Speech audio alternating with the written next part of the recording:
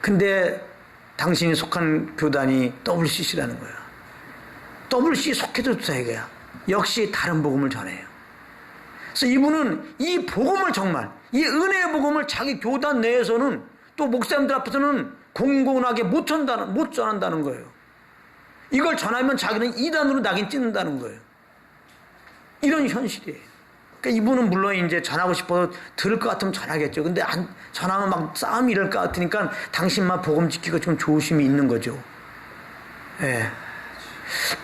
그러면 또 이번에 WCC 한다고 이단들도 비판하는 경우 있어. 제가 그거를 거기에 참석한 사람들은 사건이다. 전 그렇게 몰아가려고 지금 얘기하는 게 아니에요.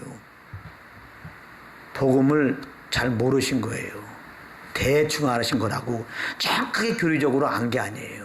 그럼 우리 생각할 때는 신학교 나왔지 않습니까? 박사가 아닙니까? 여러분, 신학교에서 복음 안 가르칩니다. 은혜의 복음을 정확하게 안 가르쳐요. 교리적으로 안 가르칩니다. 박사는 더 문제가 됩니다. 신학 박사는 더 문제가 돼요. 세상에서 박사가 뭡니까? 지금까지 없던 이론을 자기가 만들어갖고 30본론 결론 해가지고 논문 써서 패스하면 박사 되는 거예요. 그러면 아까 말했죠. 복음은 하나밖에 없어요. 복음은 하나밖에 없다고요. 성경은 복음을 말하고 있는 거예요. 근데 신학 박사다. 그러면 복음 외에 교리를 얘기해야 될 거 아닙니까? 그런 걸 내갖고 박사가 된 거니까 신학 박사는 진짜 위험한 겁니다. 정말 신학 박사는 자랑할 게 아니에요. 신학 박사가 다 잘못했다는 게 아니라 신학 박사라 그러면 조심해야 되는 거예요. 제가 어느 날 기독교 방송을 봤어요. 깜짝 놀랄 일이 벌어졌어요. 한 목사님이 나와서 말씀을 전하는데 다른 복음을 전하는 거예요. 그분은 풀러 신학계에서 박사를 땄다는 겁니다. 제가 이름은 안 밝히겠어요. 그분 몰라서 그러기 때문에. 그런데 놀라가지고 그분 이름을 인터넷 쳤더니 얼마나 많이 세미나 다니는지 몰라요. 근데 얼마나 많은 목사님들이 받아 적고 있더라고요. 다른 복음인데. 그러면 혹시 여기 계신 분들도 혹시 그렇게 알았다면 한번 잘 생각해 보세요. 저는 다른 복음으로 봅니다. 자, 마태오 보게 되면 산상수훈 중에 이런 말씀이 있어요. 너의 의가 서기관과 바리새인보다 더 낫지 않냐면 천국에 들어갈 수 없다. 이 말씀 기억나십니까? 너의 의가 서기관과 바리새인보다 더 낫지 않으면 천국에 들어갈 수 없다. 이 말을 문자 그대로 해석을 하게 되면은 잘 보세요. 예수님의 십자가의 공로로 말미암아 믿을 때 하나님이 우리에게 전가시켜준 하나님의 의가 아니었습니다. 너의 의, 우리의 의가 서기관과 바리새인의 의보다 나아야 한다는 거예요. 그러면 서기관과 바리새인들의 의는 뭔지 압니까? 그들은 율법 613가지의 계명을 다 외운 사람들이에요. 자, 우리들 가운데 613가지 외운 사람 있습니까? 아니, 그거 613가지는 고사하고 10계명 외운 사람 있습니까? 뭐 지키려면 외우기라도 해야 될 거 아니에요? 자꾸 율법 지키자고 그런단 말이에요? 자, 지금까지 혹시 내가 갖고 있는 생각과 다른다고 무조건 그냥 틀렸어 이렇게 하지 말고 한번 잘 생각해 보세요. 예수님이 진짜 말했으니까 예수님이 친히 말한 거예요. 너의 의가 바리새인과 서기관의 의보다 더 나아야 천국 간다는 거예요. 그러니까 이걸 그대로 얘기를 하는 거예요. 그 박사라고 하는 분은. 그러니까 우리의 의가 서기관과 바리새인보다 나아야 천국 간다는 거예요. 그러면 서기관과 바리새인들의 의가 뭐냐면 율법을 다 거의 다 외워갖고 그걸 정말 지키려고 노력한 사람이에요. 얼만큼 노력하냐. 예를 들어서 율법에 경부속도로를 갈 때 100km 넘으면 안 된다. 이렇게 나와 있다고 하면요. 이 사람들은 이거를 철저하게 지키려고 거기서 경부속도로는 90km 넘으면 안 돼. 이렇게 나름대로의 율법을 정해놓고 지키려고 했던 사람들이에요. 얼마나 율법을 잘 지키려고 했던 사람입니까? 근데 우리들은 이미 율법의 613가지 계명도 잘 몰라. 그러니까 지킬 수도 없죠. 그러니까 이미 틀렸어. 그 말은 정말 바리새인과 서기관처럼 율법을 잘 지켜라. 그러면 천국 간다. 그 말이 아닌 거예요. 그 말은 너희들은 죄인이다. 천국 절대 너의 의로 갈 수 없는 죄인인 걸 알게 한 거예요. 이게 바로 성경을 주신 목적이에요. 이게 바로 율법을 주신 목적이란 말이에요. 율법은 지키라고 주신 것이 아닙니다. 로마서 3장 20절에 아까 우리 노 목사님이 말씀하셨잖아요. 죄를 깨닫게 하는 거예요. 아멘. 죄를 깨닫게. 율법 주신 것은 죄를 깨닫게. 그걸 지켜서 의롭다함을 얻어라. 이런 분, 이렇게는 전해요. 율법 지켜서 구원받는 게 아니라 예수 믿고 구원받는 거다. 이거 말한 다음에 그 다음에 또 율법 지키라는 겁니다. 자, 율법을 누가 지킵니까? 내가 지키는 거예요. 그럼 예수 믿기 전에 왜 율법 지켜서 구원 못 받아요? 내가 연약해서 율법을 못 지킨다 이 말이에요. 그래서 죄인이에요. 그래서 그 아들이 오셔서 대신 죄를 다 담당하셨어요. 그래서 그 예수를 믿음으로만 구원받아요. 그래서 율법의 역할은 죄를 깨닫게 하는 것이고, 그 다음에 죄 구원의 필요성을 느껴서 우리 죄를 위하여 죽으시고 부활하신 예수님께 나오도록 하는 그 역할입니다. 율법의 역할은 딱 두 가지. 죄를 깨닫고 구원의 필요성을 느껴서 예수님께 나오도록. 그래서 갈라디아에서 보게 되면 그리스도에게 인도하는 무학사 인생이거든요. 자, 그래서 우리가 율법을 통해 죄인인 것을 알고 회개하고 나를 죄를 위하여 죽으시고 부활하신 예수를 믿었어요. 그래서 의롭다함을 얻었어요. 구원받았어요. 그 다음에 구원받았으니까 율법을 지키자. 그러면 잘 보세요. 예수 믿기 전에는 율법을 지킬 수 없는 연약한 자였는데 예수 믿고 구원받은 다음에는 율법을 넉넉히 지킬 수 있는 능력자가 됐습니까? 자, 그럼 제가 질문하겠습니다. 다시 또 물어볼게요. 그럼 610세까지 다 외우고 있어요? 외우고 있어야 율법 지킬 거 아니에요 또. 그것도 못 외우고 있죠 아직. 십계명도 못 외우고 정확하게 십계명 성경에 나온 그대로 외웁니까? 못 외우고 있죠.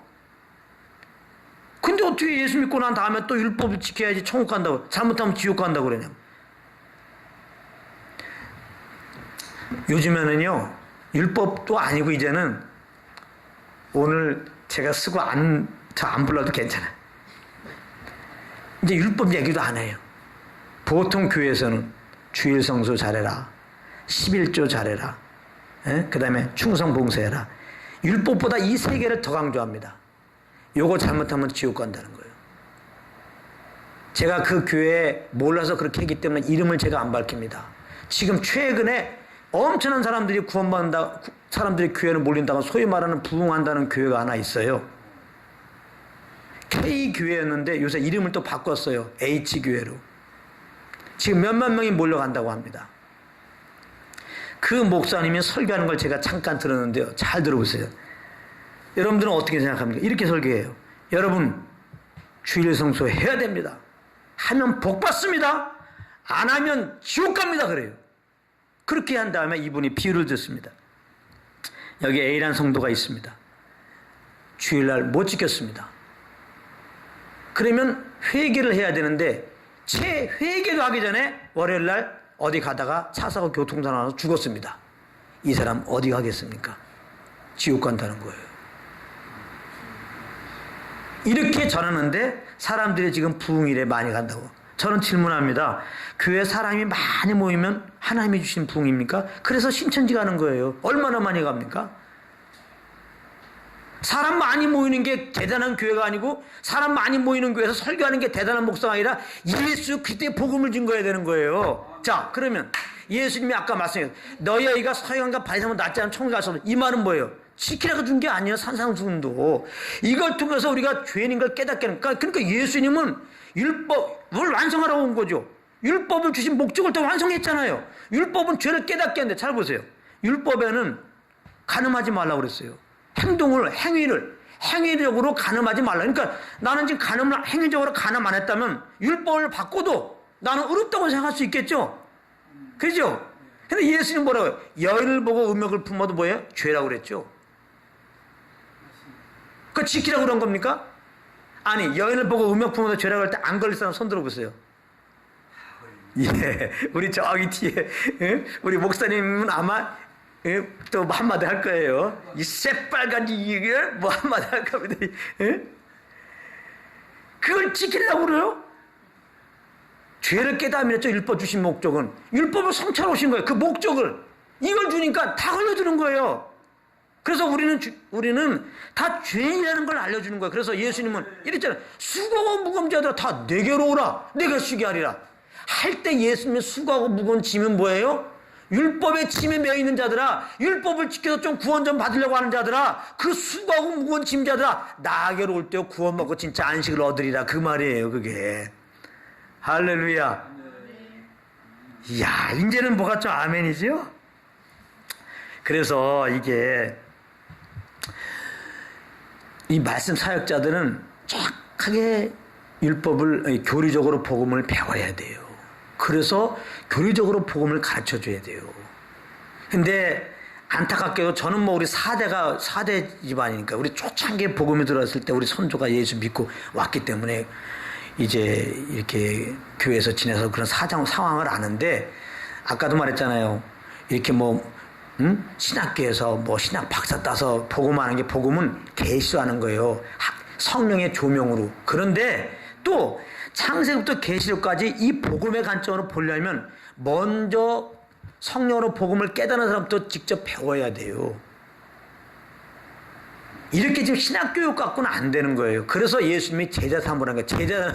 제자 삼으라니까 교회 제자 프로그램 참석해갖고 제자와 그렇게 되는 게 아니에요. 예수님이 제자들을 불러서 가르쳤잖아요. 사도 바울 같은 경우는 사도 바울의 은혜 복음은 사도 바울이 받은 거거든요.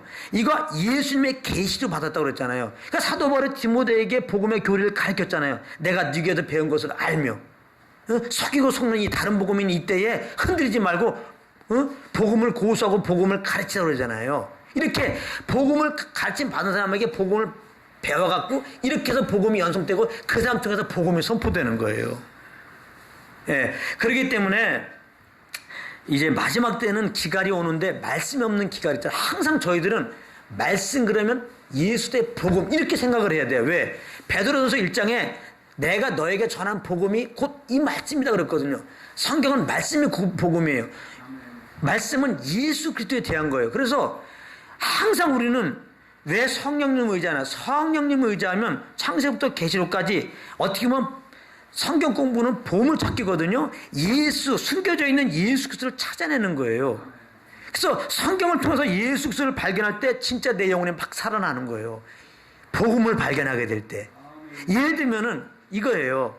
우리는 보통 탕자의 비유 그러면은 이 탕자가 이렇게 이제 아버님의 돈을 미리 뺏어갖고 탕자죠. 그러니까 그래서 딴 나라 가서 흐란멍탕 하다가 하나님께 오니까 하나님이 그냥 받아주셨다. 아주 틀린 해석은 아니지만 약해요. 이것도 이 비유도 복음인, 성경에 있는 모든 비유는 복음을 말하는 거예요. 자, 율법에 보게 되면요, 이 탕자는요 돌로 쳐 죽입니다. 돌로 쳐 죽여요.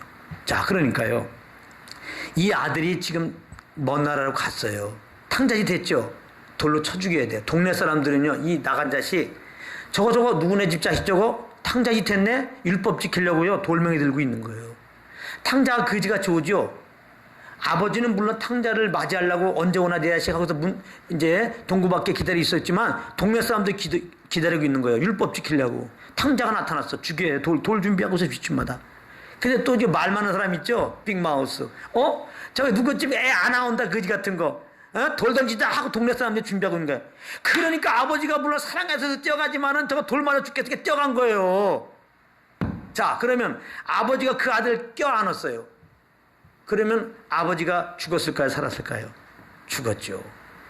지금 사람들이 돌 던지고 있단 말이에요. 아들한테. 아들을 살리려고 끌어안은 거예요. 그래서 그게 바로 십자가란 말이에요. 그게 바로 복음이라는 거예요. 우리가 죄로 말미암아 지금 죽어야 되는데 하나님이 그 아들을 보내셨단 말이에요. 그 아들이 우리들을 짊어지고 대신 지금 맞아 죽는 거예요. 대신 저주받고 대신 심판받는 거예요. 할렐루야. 예. 그래서 십자가는 하나님의 공의가, 하나님의 사랑이 그대로 두 개까지가 나타난 거예요. 하나님은 공의로우시기 때문에 죄인들을 그냥 받아줄 수 없어요. 그래서 탕자의 비유를 이 복음을 섞지 않으면요 좀 위험한 거예요. 탕자 비유가 하나님께 나가면 무조건 받는다는 거예요. 하나님은 사랑의 하나님이지만 공의로운 하나님이에요. 죄인을 그냥 받으면 안 돼요. 그거는 공의가 훼손되는 겁니다. 그래서 하나님은 사랑이시지만 우리를 그냥 못 받아요. 그래서 그 아들을 보내신 거예요. 그래서 그 아들에게 우리 죄를 짊어지고 그 죄값을 치르게 한 겁니다. 피 흘리게 한 거예요. 그래서 예수님의 피가 하나님의 공의를 만족하게 한 겁니다. 할렐루야. 예. 그래서 예수님의 그 피는 우리의 죄를 대속한 거잖아요. 그래서 그 대속의 피, 예수 피를 믿는 자들마다 주님은 다 구원하셔요. 할렐루야. 얼마나 구원하셨는데 그 창세전부터 구원하기를 원하시는 그 아들 통해서 그래서 정말 예수님이 구원받을 때 주님은 그냥 받으시는 겁니다. 할렐루야. 구원받는 데 있어서 다른 조건이 없어요. 이제는 우리에게 묻는 게 없습니다. 오직 십자가 피 흘려 죽으신 예수님의 공로 힘이 있고예요. 너희가 하나님의 은혜로 인하여 믿음으로 인하여 구원받았으니 이것은 너희에게 난 것이 아니요 하나님의 선물이라. 행해서 난 것이 아니 아무도 자랑치 못하게 할 것이라. 십자가 죽으시고 부활한 예수 믿음으로 구원받는 이게 복음입니다. 이렇게 성경을 의지하면 성경을 어딜 보아도 다 복음이 숨겨 있어도 복음을 찾으면 이렇게 자유함이 오는 겁니다. 안식이 오는 거예요. 아멘. 그래서 이제 조금만 더 한다 그러면 이 율법이 뭐냐 했을 때 출애굽기 19장 5절에 보면 너희가 내 말을 잘 듣고 내 언약을 지키면 너희가 열국 중에서 내 소유가 되고서 출애굽한 다음에 하나님께서 창세기 19장에 보면 모세를 시내산에 불러갖고 얘기하는 거예요. 언약 맺겠다. 예? 언약 맺을 텐데 내가 너에게 한 말을 잘 듣는다면 이스라엘 백성 너희들은 이제 나의 백성이 되고 제사장나가 되게 할 것이다. 한번 그렇게 할래? 백성들에게 물어봐라 했더니 모세가 물어봤어요. 하나님의 언약을 맺힌다. 하나님이 하는 말씀을 너희들이 다 들을래? 그럼 제사장나라가 되고 하나님의 소유가 되고 그렇게 하신다 했더니 이스라엘 백성들이 아멘 했어요. 그래갖고 20장에 율법을 준 거예요. 율법은 이스라엘에게 준 거예요. 이스라엘 백성들에게. 그게 소위 말하는 옛 언약인 겁니다. 옛 언약, 새 언약 그 말 들어봤죠? 언약이 굉장히 중요합니다.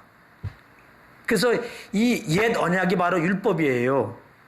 그러니까 율법을 지키면 구원받아요, 물론. 레위기 보게 되면 나의 명령과 규례를 지키면 살리라 그랬어요.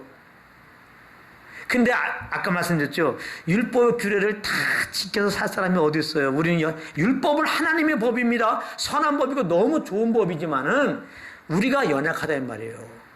그래서 못 지켜요. 죄성이 있잖아요.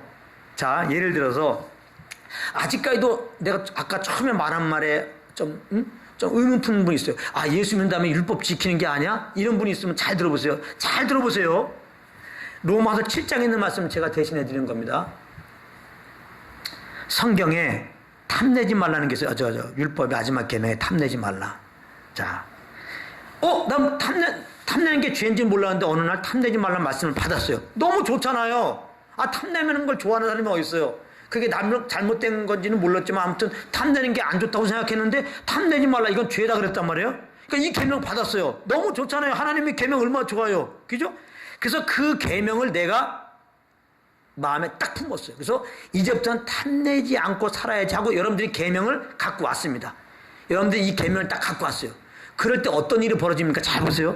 탐내지 말라는 계명 없었을 때는 그렇게 막 탐내려고 하는 게 사실 없었어요. 근데 탐내지 말라는 계명을 딱 가지고 있으면 성경에 계명을 가지면은 갑자기 기회를 타갖고 우리의 죄 본성이 와서 우리를 사망으로 인도한다는 얘기예요. 이게 무슨 말이냐? 조금 더 이해하기 쉽게. 아이들이 놀고 있는데 엄마가 나가면서 얘들아 다락에 있지? 네. 다락에 그릇이 있거든? 네. 그릇 안에 맛있는 과일 있단다? 네. 먹지 마라. 먹으면 안 돼? 그리고 이제 갔어요. 그럼 아이들이 그 말 안 들었을 때는 관심도 없었는데 갑자기 그 말 들으니까 놀다가 갑자기 다락이 봐. 그릇을 봐. 그 안에 과일을 생각해. 먹으면 어떨까? 이게 죄성이에요. 기회를 먹어 갔어. 엄마가 언제 오지? 자꾸만 그걸 보게 된단 말이야.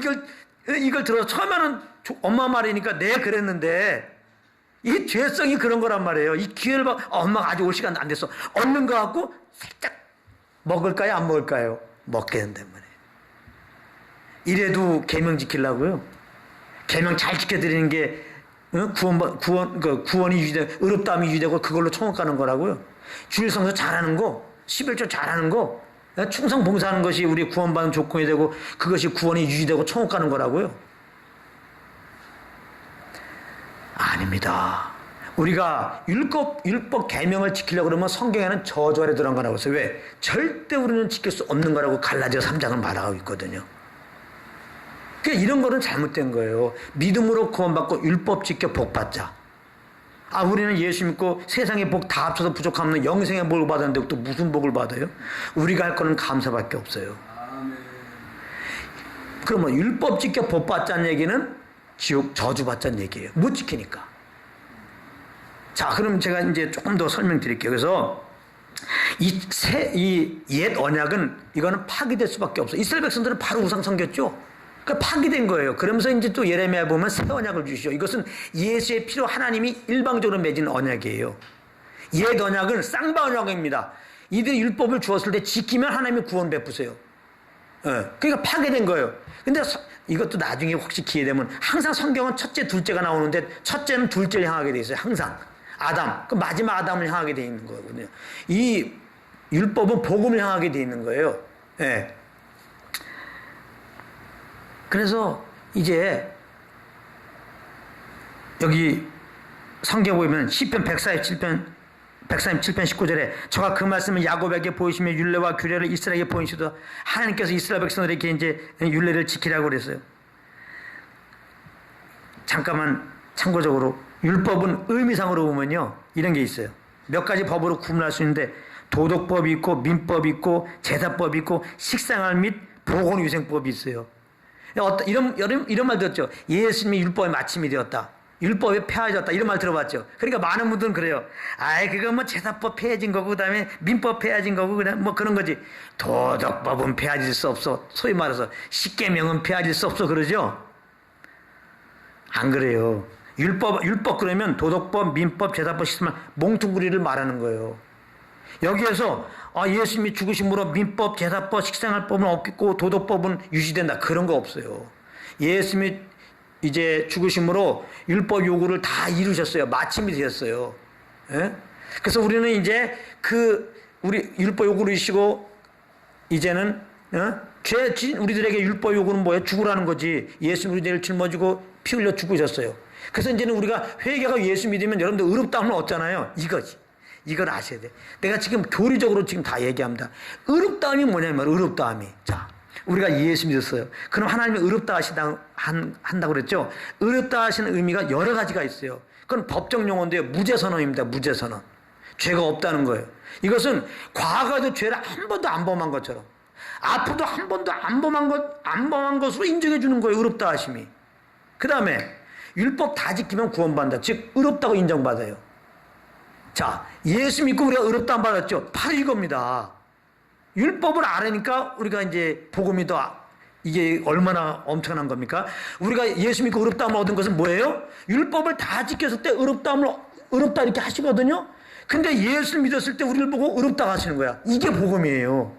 우리는 한 거는 죄밖에 지은 게 없어요. 경건하게 산 게 없어요. 그렇게 하나님께 그렇게 나타날 수가 없어요. 그 죄인인데 그 예수를 믿었더니 의롭다함이에요. 근데 의롭다함은 어떤 의미예요? 율법을 다 지킨 거로 인정해 주는 거예요. 여기서부터 출발되는 거예요. 할렐루야. 그러면 제가 미리 왜냐하면 중간에 또 중요한 걸 얘기 안 하고 끊을까봐 이 말씀 드립니다. 그러면 결론적으로 그럼 율법 안 지키고 믿는 사람은 어떻게 삽니까? 어떻게 살가니요? 율법 아래 있는 건 법적인 관계잖아요. 예수 믿으면 하나님의 아버지가 되고 자녀죠. 사랑의 관계로 바뀌어버린 겁니다. 그래서 주님 섬기는 패러다임이 바뀌어버려요. 율법 아래에서는 정말 율법을 지켜야 돼요. 그래서 땅에서 좀 복도 있어요. 못하면 이렇게 몸에 형벌이 오고 문병도 오고. 그래서 짐승의 피를 흘리면서 이제 속죄일 때 제사드리잖아요. 그것은 어디까지나 예수의 피로 우리가 죄사함 받고 구원받을 걸 예표적으로 한 거예요. 그래도 구약의 짐승의 피는 양심의 죄를 깨끗하게 본질적으로 깨끗한 게 아니고 속죄라고 그래요. 속죄. 더러운 거 잠깐 덮는 거. 그래서 육체를 형벌만 좀 모면해줬어요. 그러나 죄를 범하니까 또 형벌이 올 수 있고 이제 형벌 안 받으려면 또 속죄세를 드려야 되죠.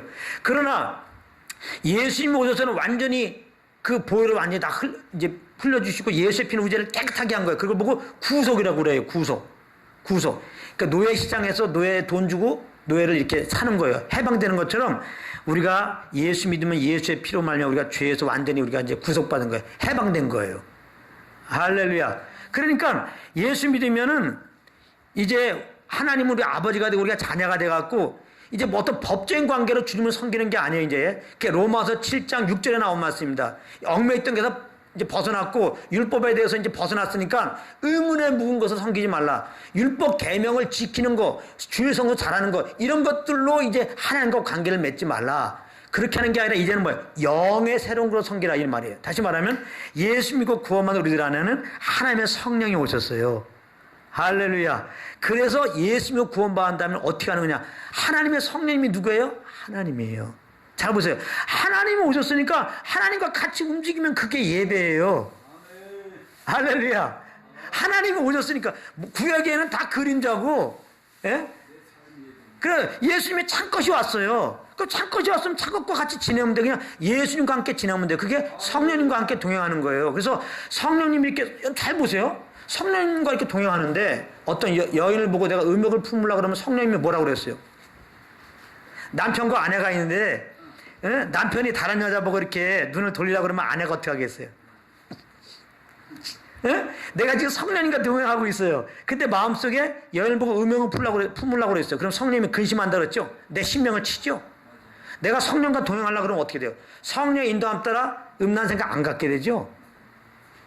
그래서 로마서 8장에 보게 되면 영의 인도함 받으면 하나님의 율법이 이루어지는 거라는 거예요. 내가 하는 게 아니라. 그러니까 이제 율법 폐하졌다, 율법 지키는 게 아니다 그러면 막 사는 거냐, 무율법주의냐? 그렇지 않어요. 그렇게 안 하는 게 내가 그런 말 했습니까? 당신들이 잘못 알고 얘기하는 거지. 예수 믿고 구원받으면 하나님의 성령이어서 그분과 동행하고 있으면은 그 주님과 성령과 동행하는 것 자체가 율법 요구를 이루어지는 거예요. 그게. 그러니까 성령과 동행하게 되면은 율법을 행동 양식을 말하는 거였잖아요. 그러나 율법 성령을 쫓으면 예수님 말씀한 산상수훈을 이루는 삶이 되는 거예요. 간음 안 하는 정도가 아니라 마음속의 이 간음도 이게 이기게 돼요. 그래서 갈라디아서 5장 16절에 보면은 성령을 쫓아 행하라. 그리하면 육체의 욕심을 이루지 않는다 그랬어요. 많은 사람이 자꾸만 육체의 죄를 범하지 마, 죄를 범하지 마. 그럼 율법 갖다 된단 말이야. 죄를 범하지 마. 이러면 지옥 가. 죄를 범하지 마.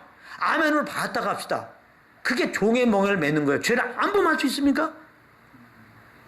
어떤 분은 그래요. 집회 가서 성령의 능력 받으면은, 우리가 죄를 이길 수 있다는. 여러분들 집회 많이 다녀봤죠? 능력도 받아왔죠, 소위. 뭐, 능력이 뭔지 이것도 사실 교리적으로 정립이 되지만.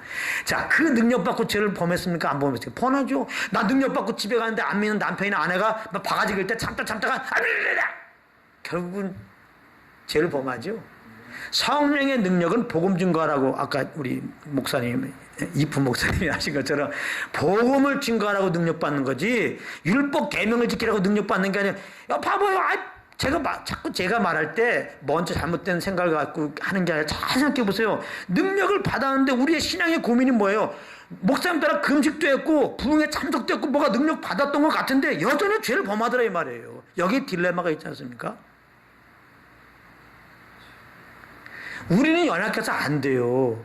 그러니까 주님 섬기는 것이 우리가 죄를 끊고 우리가 뭔가 행동 양식을 고상하게 하는 걸로 주님 섬기는 게 아니에요. 그건 율법 시대에 말하는 거예요. 이제는 복음 안에서는 하나님 아버지가 아들 이거는 끊어질 수가 없어요. 우리가 좀 잘못해서 지옥 가는 건 아니고 이건 완전히 형성했어. 하나님 우리를 그냥 내 아들이라는 거야. 내가 널 사랑한다는 거야. 너는 무조건 의롭다는 거야. 할렐루야. 그러나 우리가 잘못하면은 아버지와 아들 교제가 안 되잖아요. 교제가.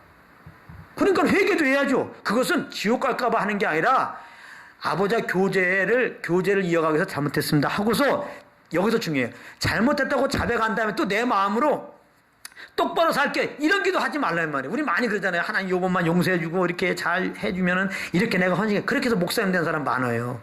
그러니까 목회가 힘든 거예요. 내 의로 지금 목회하니까. 그렇게 하는 게 아니라 성령님은 이렇게 회개시켰어요. 너 잘못했어? 너 잘못해서 지옥 갈 수 있어. 빨리 회개해. 그리고 마음을 굳건히 정해 이제는 안 하겠다고. 이렇게 하는 것은 마귀가 주는 기도예요. 성령이 시키는 기도는 그렇게 안 해요.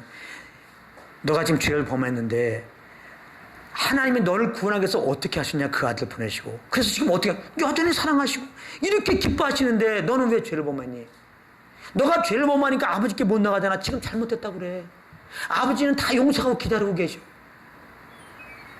아버지는 너가 죄를 범해서 지옥 보내려고 하니까 너가 죄를 범하니까 너 정죄받아서 아버지께 얼굴도 못 드는 그게 괴로워 아버지는. 그러니까 지금 잘못되라고 해. 이렇게 말하는 거예요. 그리고 성령을 쫓아서 회개하고 아버지 얼굴 보세요. 여전히 사랑하네. 우리를 안에서 한 바퀴 돌리세요. 그러면 그 기운을 받고 그 사랑의 강가운데 그냥 성령을 쫓아서 사세요. 할렐루야. 자꾸 내가 뭘 해드리겠다고 하지 말고. 그래서 신앙생활은 내가 무엇을 하는 데 있지 않아요. 예수님이 해놓으신 그 십자가와 그 십자가 통해 나타나는 하나님의 사랑이 얼마나 큰지를 아는 것이 신앙생활이에요.